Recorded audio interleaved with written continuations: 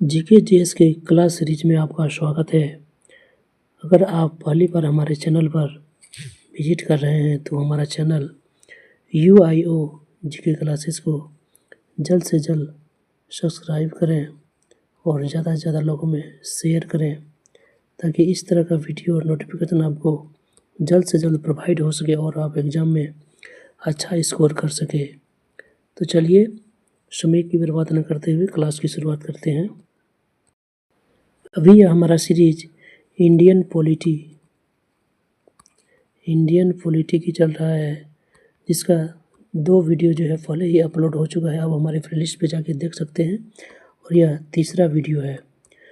तो चलिए शुरुआत करते हैं क्लास की। जो मूल संविधान था, तो मूल संविधान में अनुच्छेद और अनुसूचियाँ और भाग की संख्या क्या थी? तो जो मूल संविधान था, मूल संविधान में अनुच्छेद की संख्या 395 थी। वहीं अनुसूची पूछे तो अनुसूची 8 था और भाग 22 थे। कितना? तो 22। तो ये रहा मूल संविधान में। लेकिन वर्तमान में कितने अनुच्छेद हैं? तो वर्तमान में 495 से भी अधिक अनुच्छेद हैं। और वर्तमान में अनुसूचियों की संख्या कितना है? तो 12, जो कि पहले 8 था वह बढ़कर 12 हो गया है। वहीं भाग की संख्या पूछे तो 22 से बढ़कर 25 हो गए हैं। कितना? तो 25। राज्य के नाम की जो सूची और उसके राज्य क्षेत्र का ब्यौरा वह किस अनुसूची में है? राज्यों के नाम की सूची और उसके राज्य क्षेत्र का जो ब्यौरा है वह पहली अनुसूची में है। किस अनुसूची में? तो पहली अनुसूची में। 8वीं अनुसूची किससे संबंधित है? तो जो 8वीं अनुसूची है वह भाषा से संबंधित है। किससे? तो भाषा से। और मूल संविधान में शुरुआत में 14 भाषाएं थी, जो कि अभी 22 भाषा हो गए हैं। कितना? तो 22 भाषा। तो वर्तमान में 8वीं अनुसूची में अभी कितने भाषाएं हैं? तो 22 भाषाएं, जो कि पहले 14 भाषाएं थी। उसमें सिंधी भाषा को 8वीं अनुसूची में कब जोड़ा गया? तो जो सिंधी भाषा है इसी को सबसे पहले जोड़ा गया था। कब? तो 21वें संविधान संशोधन 1967 ईस्वी में। कब? तो 21वां संविधान संशोधन हुआ 1967 में। इसी के द्वारा सिंधी भाषा को 8वीं अनुसूची में जोड़ा गया। वहीं मणिपुरी, कोंकणी और नेपाली भाषा को 8वीं अनुसूची में कब जोड़ा गया? तो मणिपुरी, कोंकणी, नेपाली भाषा को 71वें संविधान संशोधन 1992 ईस्वी के द्वारा जोड़ा गया। किसके द्वारा? तो 71वें संविधान संशोधन 1992 के द्वारा। नेक्स्ट देखते हैं कि 8वीं अनुसूची में बोडो, मैथिली, डोगरी और संथाली, ये 4 भाषा कौन कौन? तो बोडो, मैथिली, डोगरी और संथाली, इसको 8वीं अनुसूची में कब जोड़ा गया? तो इसको जो है 8वीं अनुसूची में वह 92 संविधान संशोधन हुआ था 2003 में। इसी के द्वारा जो है 8वीं अनुसूची में ये चारों भाषाओं को जोड़ा गया था। हिंदी को भारत की राजभाषा के रूप में कब स्वीकार किया गया था? कि जो हिंदी है वह भारत का राजभाषा होगा। यह 14 सितंबर 1949 ईस्वी को यह स्वीकार किया गया था। कब? तो 14 सितंबर 1949 ईस्वी। इसीलिए हम लोग 14 सितंबर को हिंदी दिवस के रूप में भी मनाते हैं। तो नेक्स्ट क्वेश्चन देखते हैं कि हिंदी दिवस कब मनाया जाता है? तो जो हिंदी दिवस है वह 14 सितंबर को ही मनाया जाता है। कब? तो 14 सितंबर को। संघ की राजभाषा हिंदी और लिपि देवनागरी है। यह कौन सा भाग और किस अनुच्छेद में है?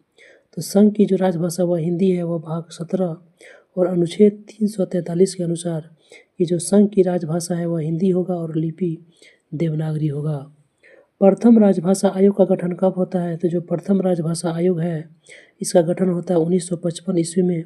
और प्रथम जो राजभाषा आयोग है इसका प्रथम अध्यक्ष बनता है BG खेर। कौन बनता है? तो BG खेर। BG खेर को 1955 ईस्वी में जो प्रथम राजभाषा आयोग बनाया गया था, प्रथम राजभाषा आयोग का अध्यक्ष बनता है। अब चलते हैं दूसरी अनुसूची। दूसरी अनुसूची किससे संबंधित है? तो जो दूसरा अनुसूची है यह संबंधित है पदाधिकारियों के वेतन, भत्ते और पेंशन से। तो जो संविधान का जो दूसरी अनुसूची है उसमें पदाधिकारियों के वेतन, भत्ते और पेंशन से संबंधित जो है जानकारी है। केंद्र राज्य संबंध या कोई किस अनुसूची में है? तो जो केंद्र और राज्य का संबंध है यह 7वीं अनुसूची में आता है। किसमें? तो 7वीं अनुसूची में। 7वीं अनुसूची संबंधित है। 7वीं अनुसूची किससे संबंधित है? तो केंद्र और राज्य के बीच जो शक्ति का बंटवारा होता है, कुछ शक्ति केंद्र को प्राप्त है, कुछ शक्ति राज्य को प्राप्त है और कुछ शक्ति जो है दोनों को प्राप्त है। तो केंद्र और राज्यों के बीच शक्ति का जो बंटवारा है वह 7वीं अनुसूची में जाता है और सरकारों द्वारा जो शुल्क और कर लगाने का अधिकार है वह भी 7वीं अनुसूची से संबंधित है। 10वां अनुसूची किससे संबंधित है? तो जो 10वां अनुसूची है यह दल बदल से संबंधित प्रावधान इसमें किया गया था। कब? तो दल बदल से संबंधित प्रावधान। दल बदल विधेयक कब पारित हुआ था? तो जो दल बदल विधेयक है यह पारित हुआ था 15 फरवरी 1950 ईस्वी में। कब? तो 15 फरवरी 1985 ईस्वी में। जो दल बदल अधिनियम है इसी के द्वारा जो है दल बदल कानून को जो है मान्यता मिला। कब? तो 52वें संविधान संशोधन 1985 के द्वारा। तो जो 52वां संविधान संशोधन 1985 में हुआ था इसी के द्वारा जो है दल बदल विरोधी कानून को मान्यता दिया गया। जबकि दल बदल निरोधक अधिनियम कब आया? तो दल बदल निरोधक अधिनियम 1985 में ही आया। और दल बदल विरोध कानून को मान्यता कब मिला? तो 52वें संविधान संशोधन 1985 के द्वारा। संविधान में देश का नाम क्या है? तो जो संविधान है उसमें देश का नाम भारत अथवा इंडिया रखा गया है। तो संविधान में देश का नाम क्या है? भारत अथवा इंडिया। संविधान का सबसे बड़ा भाग कौन है? तो जो संविधान का सबसे बड़ा भाग है वह है भाग 5। कौन? तो भाग 5। भाग 5 जो है वह संविधान का सबसे बड़ा भाग है। संघीय न्यायपालिका का उल्लेख किसमें है? तो जो संघीय न्यायपालिका है उसका उल्लेख भाग 5 के अध्याय 4 में है। किसमें? तो भाग 5 और अध्याय 4 में है संघीय न्यायपालिका का उल्लेख। संविधान का जो 15वें और 18वां भाग है वह किससे संबंधित है? तो संविधान का जो 15वां भाग है वह निर्वाचन क्षेत्र से संबंधित है और जो 18वीं भाग है यह आपात उपबंध को दर्शाता है। किसको? तो आपात उपबंध। प्रथम लिखित संविधान कहाँ पर बना है? तो जो प्रथम लिखित संविधान है वह अमेरिका देश में है। जबकि सबसे बड़ा लिखित संविधान कहा जाए तो सबसे बड़ा लिखित संविधान वह भारत का है। अनुच्छेद 1 में भारत को क्या कहा गया है? तो जो अनुच्छेद 1 है इसमें भारत को राज्यों का एक संघ कहा गया है कि भारत जो है वह राज्यों का एक संघ है। नए राज्यों का प्रवेश और उसकी स्थापना का शक्ति किस अनुच्छेद में दिया गया है? तो जो नए राज्य का प्रवेश या फिर नए राज्य की स्थापना उसका जो है अनुच्छेद 2 में दिया गया है कि नए राज्यों के प्रवेश और इसकी स्थापना की शक्ति। अनुच्छेद 3 के तहत नए राज्यों का निर्माण और वर्तमान राज्यों के क्षेत्र सीमा और नामों में परिवर्तन करने का अधिकार है। अनुच्छेद 3 में कहता है कि नए राज्यों का निर्माण और वर्तमान में जो राज्य है उसका क्षेत्र सीमा या फिर उसका नाम में परिवर्तन करने का अधिकार अनुच्छेद 3 में है। किसको है? तो वह सांसद को है। जबकि अनुच्छेद 2 में नए राज्यों का प्रवेश है, दूसरे क्षेत्र से नए राज्यों का प्रवेश। जबकि अनुच्छेद 3 में जो है वर्तमान क्षेत्र में सीमा में परिवर्तन और उसका नाम में परिवर्तन का अधिकार है सांसद को। राज्य पुनर्गठन आयोग, राज्य भाषा आयोग जो है प्रथम राजभाषा आयोग हुआ 1955 ईस्वी में हुआ था। लेकिन राज्य पुनर्गठन आयोग का स्थापना जो है 1953 ईस्वी में होता है। और जो राज्य पुनर्गठन आयोग है इसका जो प्रथम अध्यक्ष बनता है वह बनता है फजल अली। कौन बनता है? तो राज्य पुनर्गठन आयोग जिसका स्थापना 1953 ईस्वी में होता है इसके जो अध्यक्ष बनता है वह फजल अली बनते हैं। भाषा के आधार पर जो प्रथम राज्य का गठन हुआ वह कौन था? तो जो भाषा के आधार पर प्रथम राज्य गठन हुआ वह था आंध्र प्रदेश और इसका गठन जो है 1 अक्टूबर 1953 ईस्वी को हुआ। कब? तो 1 अक्टूबर 1953 ईस्वी में। बहुत ही इम्पोर्टेंट क्वेश्चन, इसे आप याद रखिएगा। भाषाई आधार पर राज्यों का पुनर्गठन कब किया गया था?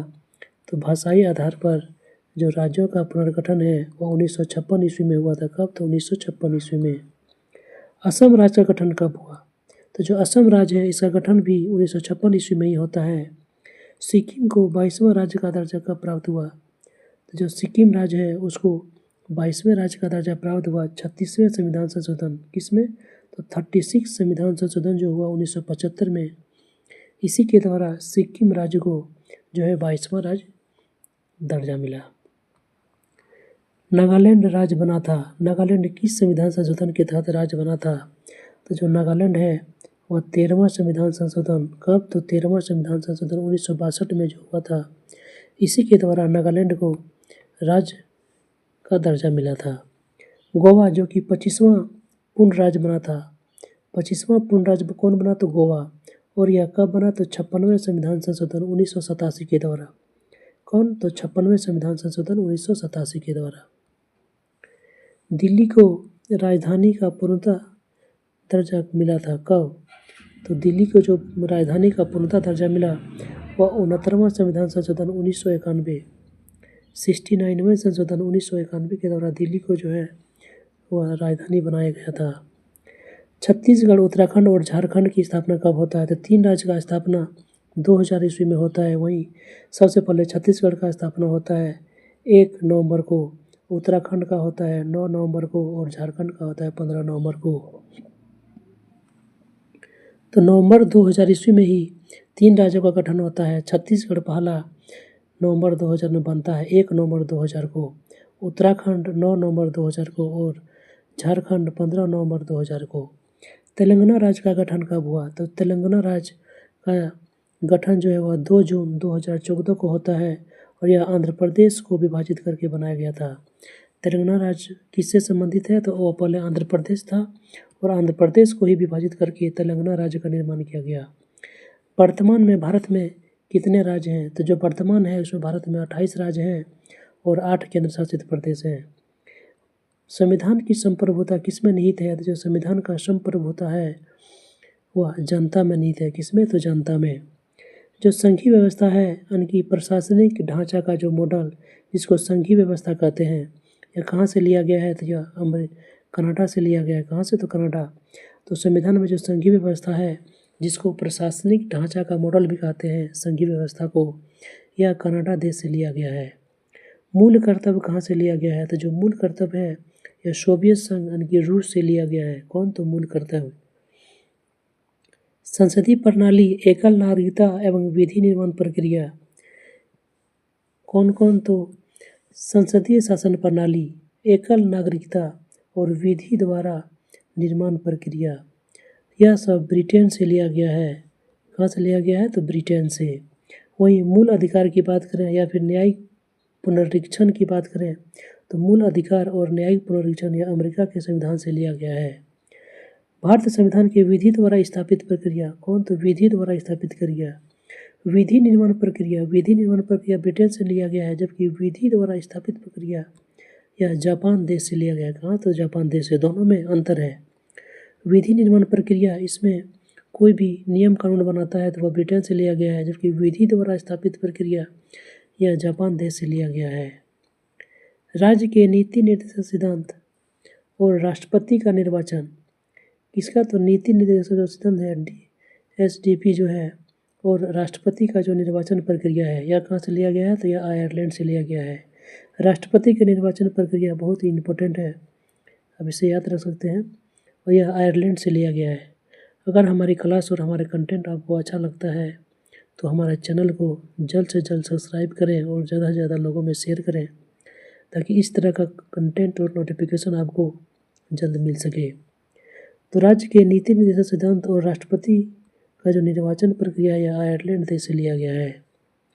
भारत के संविधान में आपातकालीन उपबंध कहाँ से लिया गया है? तो जो भारत का संविधान है इसमें जो आपातकालीन उपबंध है यह जर्मनी के वीमर संविधान, जर्मनी के संविधान को क्या कहते हैं? तो जर्मनी के वीमर संविधान से। जबकि संविधान जो संशोधन की प्रक्रिया है कि संविधान में संशोधन कर सकता है किसी भी भाग में, किसी भी अनुच्छेद में, तो यह दक्षिण अफ्रीका से लिया गया है। कहाँ से? तो दक्षिण अफ्रीका से। संविधान की संशोधन की जो प्रक्रिया है वह दक्षिण अफ्रीका से लिया गया है। संसद को संविधान के संशोधन करने की शक्ति कौन सा अनुच्छेद या कौन सी भाग है? तो जो संसद को संविधान में संशोधन करने की जो शक्ति है वह अनुच्छेद है 368, जबकि भाग है 20। भाग 20 और अनुच्छेद 368 के तहत जो है संसद संविधान में संशोधन करती है। और जो प्रथम संशोधन होता है या कब होता है? तो संविधान में प्रथम संशोधन 1951 ईस्वी में होता है। कब? तो 1951 में। संविधान संशोधन विधेयक को पेश किया जा सकता है तो जो संविधान का जो संशोधन विधेयक है उसको किस में पेश किया जा सकता है? तो जो संविधान का संशोधन विधेयक है उसको किसी भी सदन में पेश किया जा, चाहे लोकसभा या फिर राज्यसभा, किसी भी सदन में पेश किया जा सकता है। वर्तमान में राज्य संघ सूची, संघ सूची और समवर्ती सूची में कितने विषय हैं? तो जो राज्य सूची में है वह 61 विषय हैं, वहीं संघ सूची में 100 विषय हैं, जबकि समवर्ती सूची में 52 विषय हैं। समवर्ती सूची के विषय पर विधि कौन बनाता है? तो जो समवर्ती सूची है उस पर केंद्र और राज्य दोनों विधि बना सकते हैं, जबकि वन एवं पर्यावरण विषय पर जो अधिकार है यह किस सूची में आते हैं? तो वन और पर्यावरण से संबंधित जो विषय है यह समवर्ती सूची में आते हैं, और समवर्ती सूची जो है इसमें केंद्र और राज्य दोनों का अधिकार होता है। समवर्ती सूची का विषय कहाँ से लिया गया है? तो जो समवर्ती सूची का विषय है उसे ऑस्ट्रेलिया देश से लिया गया है। शिक्षा और समाचार पत्र किस में आते हैं? तो शिक्षा, वन, पर्यावरण, शिक्षा और समाचार पत्र ये सब समवर्ती सूची के भाग हैं। शिक्षा को राज्य सूची से हटाकर समवर्ती सूची में कब स्थानांतरित कर दिया गया? शिक्षा जो कि पहले राज्य सूची का भाग था उसको समवर्ती सूची में डाल दिया गया। कब? तो 42वें संविधान संशोधन 1976 के द्वारा। तो 42वें संविधान संशोधन 1976 के द्वारा क्या किया? तो जो शिक्षा है उसको राज्य सूची से हटाकर समवर्ती सूची में डाल दिया गया। अब इस पर राज्य और केंद्र दोनों कानून बना सकते हैं। वहीं देखा जाए तो पुलिस, पंचायत व्यवस्था, भूमि सुधार, गैस एवं कृषि और कानून व्यवस्था ये सब राज्य सूची के अंदर आते हैं।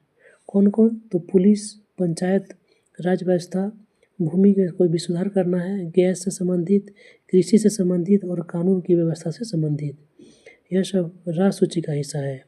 वहीं रेल, डाक, रक्षा, रेडियो, टेलीविज़न, बैंकिंग, बीमा और जनगणना यह संघ सूची का हिस्सा है। किसका? तो संघ सूची का।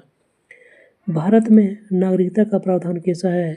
तो जो पूरे विश्व में है वह 2 प्रकार के नागरिकता का प्रावधान है, एकल नागरिकता और दोहरी नागरिकता का। लेकिन इंडिया में जो है वहाँ पे एकल नागरिकता का प्रावधान है, और जो एकल नागरिकता है वह कहाँ से लिया गया है? तो ब्रिटेन से लिया गया है। तो एकल नागरिकता कहाँ से प्रभावित है? तो एकल नागरिकता जो है वह ब्रिटेन से प्रभावित है। नागरिकता विषय है, नागरिकता किस सूची का विषय है? तो जो नागरिकता है वह संघ सूची का विषय है। किसका? तो संघ सूची का। और जो नागरिकता का उल्लेख है वह किस भाग और किस अनुच्छेद में है? तो जो नागरिकता है वह संविधान के भाग 2 में और अनुच्छेद 5 से 11 तक जो है नागरिकता का प्रावधान है।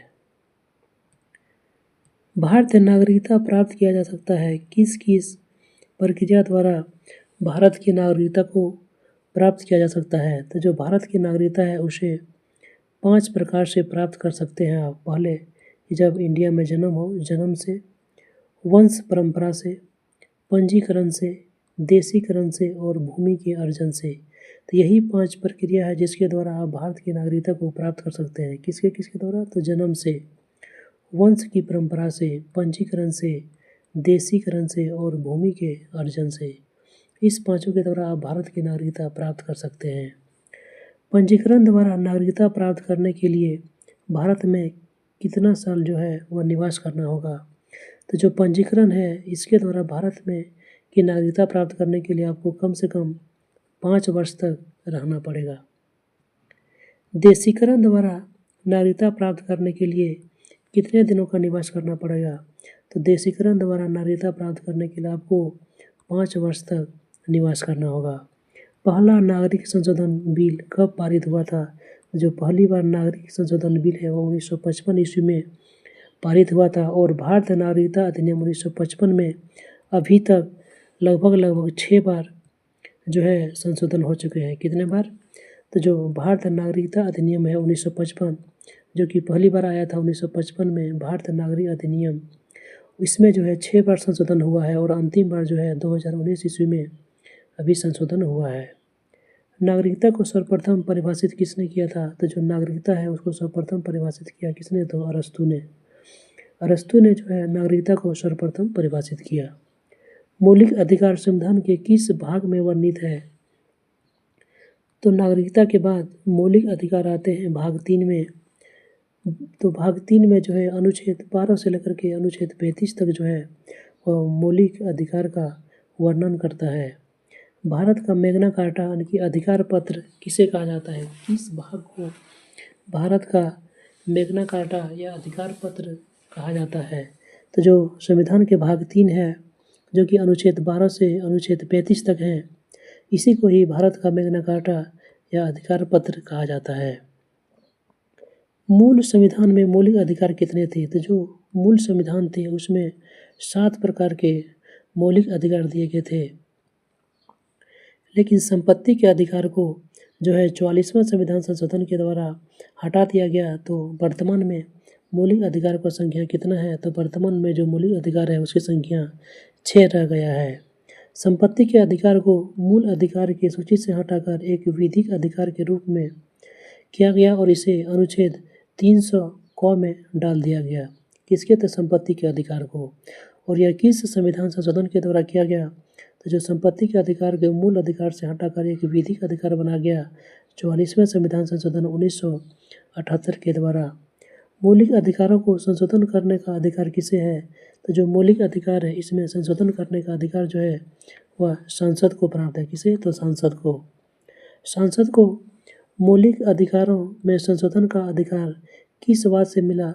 तो जो संसद को मौलिक अधिकार में संशोधन का जो अधिकार मिला है वह केशवानंद भारती वाद से मिला है। कब? तो केशवानंद भारती वाद से। मौलिक अधिकारों का रक्षक किसे माना जाता है? तो जो मौलिक अधिकार है इसका रक्षक सुप्रीम कोर्ट या हाई कोर्ट को माना जाता है। किसको? तो सुप्रीम कोर्ट या हाई कोर्ट को। मौलिक अधिकारों का निलंबन कौन कर सकता है? तो जो मौलिक अधिकार है इसका निलंबन राष्ट्रपति कर सकते हैं। कौन? तो राष्ट्रपति। अनुच्छेद 14 में कानून की समानता का अधिकार कहाँ से लिया गया है? तो जो अनुच्छेद 14 है इसमें कानून के समक्ष समानता का अधिकार है और यह ब्रिटेन देश से लिया गया है। कहाँ से? तो ब्रिटेन से। अस्पृश्यता का अंत किस अनुच्छेद में आता है? तो अस्पृश्यता का जो अंत है वह अनुच्छेद 17 में आता है। वहीं उपाधियों का अंत आता है अनुच्छेद 18 में। किसमें? तो अनुच्छेद 18 में। अस्पृश्यता विरोधी कानून कब पारित हुआ था? तो अस्पृश्यता जो विरोधी कानून है वो 1955 ईस्वी में पारित हुआ था। कब? तो 1955 ईस्वी में। प्रेस की स्वतंत्रता या बोलने की स्वतंत्रता दोनों एक ही अनुच्छेद में वर्णित है। किसमें? तो प्रेस की स्वतंत्रता या बोलने की जो स्वतंत्रता है वह एक ही अनुच्छेद में वर्णित है। किसमें? तो अनुच्छेद 19(1) क में। अनुच्छेद 19(1) क में। चौथा स्तंभ किसे इंगित करता है? तो जो चौथा स्तंभ है वह प्रेस को इंगित करता है। किसको? तो प्रेस जो है वह चौथा स्तंभ के रूप में काम करता है। प्राण एवं दैहिक समता। प्राण और दैहिक समता का जो संरक्षण है वह किसमें है? तो अनुच्छेद 21 में है। प्राण एवं दैहिक संरक्षण का अधिकार। अल्पसंख्यक वर्गों के हितों का संरक्षण संबंधी अधिकार किस अनुच्छेद में है? जो अल्पसंख्यक है, अल्पसंख्यक वर्गों का जो हित का जो संरक्षण संबंधी जो अधिकार है वह अनुच्छेद 29 में आता है। अनुच्छेद 29 इसमें अल्पसंख्यकों के हितों का जो है वह संरक्षण का अधिकार है। 6 वर्ष से 14 वर्ष की उम्र के बच्चों के लिए निःशुल्क शिक्षा जो है वह अनिवार्य कर दिया है। कितने वर्ष के लिए? तो 6 से 14 वर्ष तक के लिए बच्चों के लिए। और यह किस संविधान संशोधन के द्वारा किया गया? तो यह 86वें संविधान संशोधन के द्वारा। और यह अनुच्छेद पूछे किस अनुच्छेद में है? तो अनुच्छेद 21 क में है कि 6 से 14 वर्ष तक के बच्चों को अनिवार्य निःशुल्क शिक्षा प्रदान किया जाएगा। 86वें संविधान संशोधन द्वारा जो पारित हुआ शिक्षा का अधिकार को कब लागू किया गया? तो जो शिक्षा का अधिकार जो कि 86वें संविधान संशोधन के द्वारा पारित किया गया था शिक्षा का अधिकार, उसे 1 अप्रैल 2010 ईस्वी को जो है लागू कर दिया गया। कब? तो 1 अप्रैल 2010 ईस्वी में। तो आज का क्लास यहीं पे समाप्त होता है। बहुत ही इम्पोर्टेंट टॉपिक चल रहे हैं, संवैधानिक अधिकार, संवैधानिक विकास, इंडियन पॉलिटी। इसके पहले की सारी क्लास में आपको जो है प्रीवियस ईयर का क्वेश्चन आपको हमारे प्लेलिस्ट पर मिल जाएगा। सभी का जो प्रैक्टिस सेट है हमारे चैनल पर आपको मिल जाएगा। तो अगर आप हमारे चैनल पर पहली बार विजिट कर रहे हैं तो हमारे चैनल UIO GK क्लासेस को जल्द से जल्द सब्सक्राइब करें और ज़्यादा से ज़्यादा लोगों में शेयर करें ताकि आपको नोटिफिकेशन जो है जल्द मिल सके किसी क्लास का। और सारे क्लास जो हैं वो बहुत ही इम्पोर्टेंट क्लास आपके लिए बहुत ही इम्पोर्टेंट क्लास है। तो चलिए मिलते हैं एक नेक्स्ट वीडियो में।